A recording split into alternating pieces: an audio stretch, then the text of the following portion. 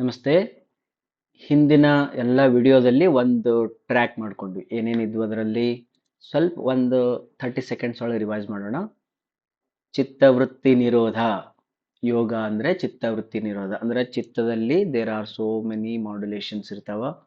ಆ ಮಾಡ್ಯುಲೇಷನ್ಸ್ಗಳನ್ನು ರಿಸ್ಟ್ರೈನ್ ಮಾಡ್ಬೇಕು. ರಿಸ್ಟ್ರೈನ್ ಮಾಡೋದಂದ್ರೆ ನಿಲ್ಲಿಸ್ಬೇಕು. ಆ ರೀತಿ ಚಿತ್ತದಲ್ಲಿ ಆಗ್ತಕ್ಕಂಥ ಮಾಡ್ಯುಲೇಷನ್ಸ್ಗಳನ್ನು ನಾವು ನಿಲ್ಲಿಸಿದ್ರೆ ನಾವೇನಾಗ್ತೀವಿ ಅಂದ್ರೆ ದೃಷ್ಟಾ ಸ್ವರೂಪ ಆಗ್ತೀವಿ. ದೃಷ್ಟಾ ಸ್ವರೂಪದಲ್ಲಿ ಸ್ಥಿತರಾಗುತ್ತೆ. ಅವಸ್ಥಾನಂ ದೃಷ್ಟಾ ಸ್ವರೂಪ ಅವಸ್ಥಾನಂ ಅಂದ್ರೆ ನಾವು ಎಲ್ಲವನ್ನು ಹೆಂಗೈತಿ ಹಂಗೆ ನೋಡ್ಲಿಕ್ಕೆ ಶುರು ಮಾಡ್ತೀವಿ. ಅದು ನಾವು ಅನುಭವಿಸಂಗಿಲ್ಲ. ಮತ್ತೆ ಹೆಂಗೈತಿ ಹಂಗೆ ನೋಡೋದು. ಅದಕ್ಕೆ ದೃಷ್ಟಾ ಸ್ವರೂಪ ಅಂತಾರೆ. ಆಧ್ಯಾತ್ಮದ ಅಲ್ಟಿಮೇಟ್ ಸ್ಥಿತಿ ಅದು. ಓಕೆ, ಸಾಧನೆ ಮಾಡ್ತಾ ಮಾಡ್ತಾ ಮಾಡ್ತಾ ಅಲ್ಟಿಮೇಟ್ ಸ್ಥಿತಿಯಲ್ಲಿ ನಿಮ್ಗೆ ದೃಷ್ಟಾ ಸ್ಥಿತಿ ಬರ್ತದೆ. ಹೆಂಗಿದ್ದಂಗೆ ನೋಡೋದು. ಅದಾದ್ಮೇಲೆ ನೆಕ್ಸ್ಟ್ ಹೇಳಿದ್ರೆ ಅಕಸ್ಮಾತ್ ನೀ ಏನಾದ್ರೂ ದೃಷ್ಟಾ ಸ್ವರೂಪ ನೋಡಲಿಲ್ಲ ಅಂದ್ರೆ ನೀನೇ ಅದನ್ನ ಅನುಭವಿಸ್ಲಿಕ್ಕೆ ಶುರು ಮಾಡ್ತೀವಿ. ದುಃಖನೂ ನೀನೇ ಅನುಭವಿಸ್ತೀವಿ, ಸುಖನೂ ನೀನೇ ಅನುಭವಿಸ್ತೀವಿ ಅಂತ. ಓಕೆ, ಎರಡು. ಅದಾದ್ಮೇಲೆ ನಮ್ಮ ಯೋಚನೆಗಳು ಏನದಾವಲ್ಲ, ಮಾಡ್ಯುಲೇಷನ್ಸ್ ಅದಾವಲ್ಲ, ಅವು 5 ಟೈಪ್ ಇದಾವಂತ. 5 ಟೈಪ್ಗಳನ್ನು ಎಕ್ಸ್ಪ್ಲೇನ್ ಮಾಡಲಾಯಿತು. ಅದಾದ್ಮೇಲೆ ಕೆಲವು ಪ್ರಾಕ್ಟೀಸ್ಗಳನ್ನು ಮಾಡಲಾಯಿತು. ಬಟ್ ಈ ಶ್ಲೋಕದಲ್ಲಿ ಏನು ಹೇಳ್ತಿದ್ದಾರೆ ಅಂತಂದ್ರೆ, ಆ ವೃತ್ತಿಗಳೇನಿದಾವಲ್ಲ, ಪಂಚವೃತ್ತಿಗಳೇನಿದಾವಲ್ಲ, ಮನಸ್ಸಲ್ಲಿ ತೊಳಲಾಟಗಳೇನಿದಾವಲ್ಲ, ಆ ತೊಳಲಾಟಗಳನ್ನು ನಿಲ್ಲಿಸ್ಬೇಕಾದ್ರೆ ನಾವು ಹೆಂಗೆ ಮಾಡಬೇಕು ಅಂತಂದ್ರೆ ಇಲ್ಲಿ ಮಾರ್ಗವನ್ನು ಹೇಳ್ತಾ ಇದ್ದಾರೆ. ಏನಂದ್ರೆ ಅಭ್ಯಾಸ ವೈರಾಗ್ಯಾಭ್ಯಾಮ್ ತನ್ನಿರೋಧ. ತನ್ ಅಂದ್ರೆ ತತ್ತದು.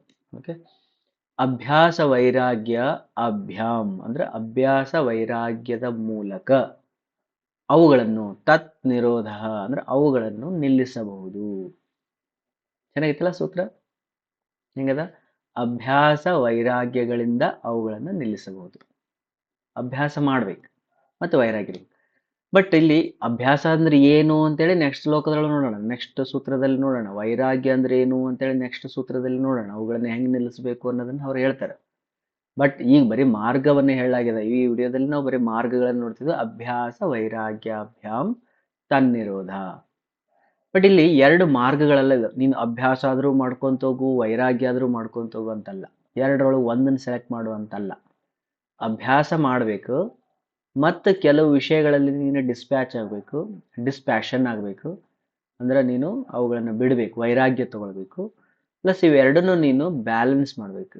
ಅಭ್ಯಾಸ ವೈರಾಗ್ಯದ ಅಭ್ಯಾಸ, ಅಭ್ಯಾಸದ ವೈರಾಗ್ಯ, ಈ ರೀತಿ ಒಂದು ಸ್ವಲ್ಪ ಏನು ಮಾಡಬೇಕು, ಬ್ಯಾಲೆನ್ಸ್ ಮಾಡ್ತಾ ಹೋಗ್ಬೇಕು. ತಿಳಿತಾ? ಇವತ್ತು ಈ ವಿಡಿಯೋದಲ್ಲಿ ಇಷ್ಟೇ ಇರಲಿ, ತಿಳಿತಾ? ಬಿಕಾಸ್ ಅದು ಇಂಟ್ರೊಡ್ಯೂಸ್ ಮಾಡ್ತಿದ್ದಾರೆ ಅವರು. ಅಭ್ಯಾಸ ವೈರಾಗ್ಯಾಭ್ಯಾಮ್ ತನ್ನಿರೋಧ ಅಂತ ಹೇಳ್ತಿದ್ದಾರೆ. ಓಕೆನಾ? ಬಟ್ ವಿಡಿಯೋ ಭಾಳ ಸಣ್ಣದಾಯ್ತಲ್ಲ, ಅದ್ರ ಸಲ ನಾವೇನು ಮಾಡೋಣ, ಈಗ ಸ್ವಲ್ಪ ಪ್ರಾಕ್ಟೀಸ್ ಮಾಡೋಣ. ಏನು ಪ್ರಾಕ್ಟೀಸ್ ಮಾಡೋಣ? ಕಣ್ಣು ಮುಚ್ಕೊಳ್ರಿ. ಬಾಡಿನ ಕಂಪ್ಲೀಟಾಗಿ ರಿಲ್ಯಾಕ್ಸ್ ಮಾಡಿರಿ. ಬಾಡಿ ರಿಲ್ಯಾಕ್ಸ್ ಆದಮೇಲೆ ಮನಸ್ಸಿನ ಕೆಲಸ ಶುರು ಆಗೋದು. ಬಾಡಿ ರಿಲ್ಯಾಕ್ಸ್ ಆಗಿಲ್ಲ ಅಂದ್ರೆ ಮನಸ್ಸು ಬಾಡಿಗೆ ಅಂಟ್ಕೊಳ್ತದ. ಬಾಡಿ ರಿಲ್ಯಾಕ್ಸ್ ಹೇಗೆ ಮಾಡಬೇಕು? ಕಾಲುಗಳನ್ನು ಗಮನಿಸ್ರಿ. ಅಲ್ಲೇನಾರ ಗಂಟುಗಳು ಸೆಳೆತಗಳು ಇದ್ದರೆ ರಿಲ್ಯಾಕ್ಸ್ ಮಾಡಿರಿ. ಮೊಣಕಾಲು, ತೊಡೆ, ಏನಿಲ್ಲಲ್ಲ, ಕಾಲಲ್ಲಿ ಯಾವುದೇ ರೀತಿಯ ಸೆಳೆತಗಳಿಲ್ಲ. ಇದಾದಮೇಲೆ ನೆಕ್ಸ್ಟ್ ಸೊಂಟ, ಹೊಟ್ಟೆ ಉಸಿರು ತಗೊಂಡಂಗೆಲ್ಲ ಉಸಿರು ಬಿಟ್ಟಂಗೆಲ್ಲ ಹೆಂಗೆ ರೆಸ್ಪಾನ್ಸ್ ಮಾಡೋದ ಗಮನಿಸ್ರಿ. ಎದೆ, ಲಂಗ್ಸನ್ನು ನೋಡ್ಕೊಳ್ರಿ. ಭುಜಗಳನ್ನು ಸಡಿಲ ಬಿಡ್ರಿ, ಕೈಗಳನ್ನು ಸಡಿಲ ಬಿಡ್ರಿ. ಬೆರಳುಗಳನ್ನು ಕೂಡ ಸಂಪೂರ್ಣವಾಗಿ ಸರಳವಾಗಿರಲಿ. ಕುತ್ತಿಗೆ, ಗದ್ದ, ಹೌದಾ? ನೆಕ್ಸ್ಟು ಕೆನ್ನೆಗಳು, ತುಟಿ, ಮೂಗು, ಕಣ್ಣುಗಳು. ಕಣ್ಣು ಮತ್ತು ಕೆನ್ನೆಗಳ ಮಧ್ಯೆ ಸ್ವಲ್ಪ ಸೆಳೆತ ಇರ್ತದೆ, ರಿಲ್ಯಾಕ್ಸ್ ಮಾಡ್ರಿ. ಹುಬ್ಬುಗಳು, ಹಣೆ ಸಂಪೂರ್ಣ ರಿಲ್ಯಾಕ್ಸ್ ಮಾಡ್ರಿ. ಗೋಣನ್ನು ಸ್ವಲ್ಪ ಕೆಳಗಿಡೋದಾದ್ರೆ ಕೆಳಗೆ ಮಾಡ್ರಿ. ಓಕೆ, ಇನ್ನೊಂದ್ಸತಿ ಎಲ್ಲ ಮಾಡಿ ಶರೀರದ ಎಲ್ಲ ಅಂಗಗಳನ್ನು ನೋಡಿಕೊಂಡು ಅವೆಲ್ಲವೂ ಕೂಡ ಸಂಪೂರ್ಣ ವಿಶ್ರಾಂತಿಯಲ್ಲಿದ್ದಾವೆ ಅಂತೇಳಿ ಖಚಿತಪಡಿಸಿಕೊಳ್ಳಿ. ಓಕೆ, ಇಷ್ಟನ್ನು ಖಚಿತಪಡಿಸಿಕೊಂಡ ಮೇಲೆ ಶರೀರ ಸಂಪೂರ್ಣ ರಿಲ್ಯಾಕ್ಸ್ ಆದಮೇಲೆ ನಿಮ್ಮ ಉಸಿರಾಟದ ಕಡೆ ಗಮನ ಇರಲಿ. ಈಗ ಉಸಿರಾಟ ನ್ಯಾಚುರಲ್ ಆಗಿ ತನ್ನಷ್ಟಕ್ಕೆ ತಾನೇ ಬರ್ತಾ ಇದೆ, ತನ್ನಷ್ಟಕ್ಕೆ ತಾನೇ ಹೋಗ್ತಾ ಇದೆ.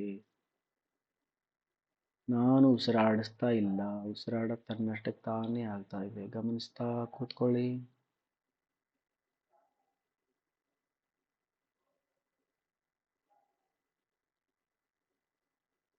ಕೇವಲ ಉಸಿರಾಟದ ಕಡೆಗಿರಬೇಕು.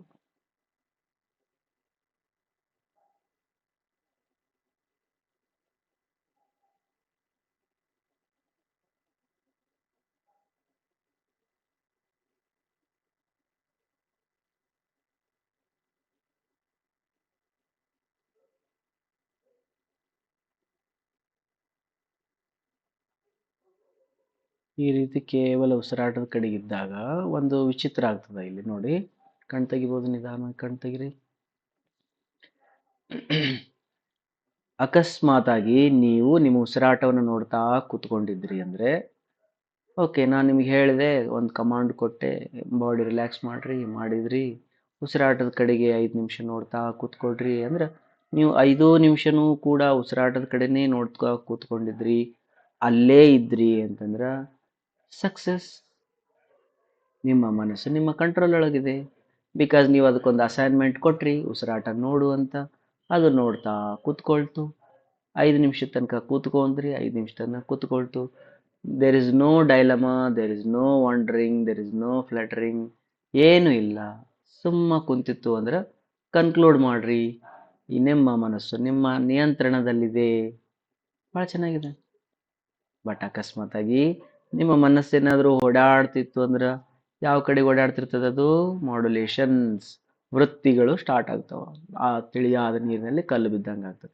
ವಿಪರ್ಯಾಯ, ವಿಕಲ್ಪ, ನಿದ್ರಾ, ಹೌದಾ, ಪ್ರಮಾಣ ಮತ್ತೆ ಸ್ಮೃತಿ, ಈ 5 ವೃತ್ತಿಗಳಲ್ಲಿ ಆ ಕಡೆ ಈ ಕಡೆ ಹೋಗ್ತಾ ಇರ್ತದ. ಓಕೆ, ಹೋಗ್ತಾ ಇದೆ.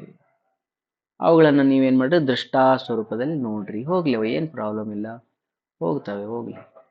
ಬಟ್ ಅವನ್ನ ದೃಷ್ಟಾ ಸ್ವರೂಪದಲ್ಲಿ ನೋಡ್ತಾ ಕೂತ್ಕೊಳ್ರಿ. ಎಸ್, ನೋಡ್ತಾ ಕೂತ್ಕೊಳ್ಳಿ. ಮತ್ತೆ ವಾಪಸ್ ಮೂಗಿನ ಕಡೆ ಬರ್ರಿ, ಉಸಿರಾಟವನ್ನು ನೋಡ್ರಿ. ಹೇಳ್ತಿಲ್ಲ? ಓಕೆ. ಬಟ್ ಈ ಅಭ್ಯಾಸ ಏನ್ ಮಾಡ್ಬೇಕು ಈಗ? ಇದಂತೂ ಮೆಡಿಟೇಷನ್ ಮಾಡಿದ್ವಿ ನಾವು. ಅಭ್ಯಾಸ ಏನ್ ಮಾಡಬೇಕು ಅದನ್ನ ನೆಕ್ಸ್ಟ್ ಸೂತ್ರದಲ್ಲಿ ನೋಡೋಣ.